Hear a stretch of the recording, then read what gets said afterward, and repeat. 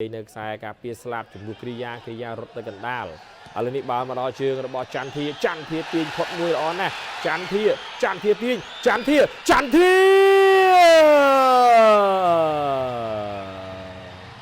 ទីបំផុតសៀងច័ន្ទធាសុទ្ធបញ្ចូលទីបានសម្រេចហើយនៅនាទីទី28តាមរយៈការបញ្ជូនបាល់យ៉ាងល្អ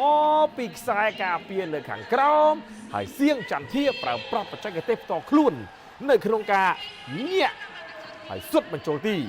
នេះគឺជាការបញ្ជូនបាល់ដ៏ល្អពីខ្សែការពារសុផលលីម៉ង់បាទលើកដូចចាប់ដាក់ first touch របស់ចន្ទធាក៏ល្អទាញផុតខ្សែការពារដួលមួយទាញផុតមួយទៀតទាញមួយទៀតក៏ទាត់ស្ដាំល្អមែនទែន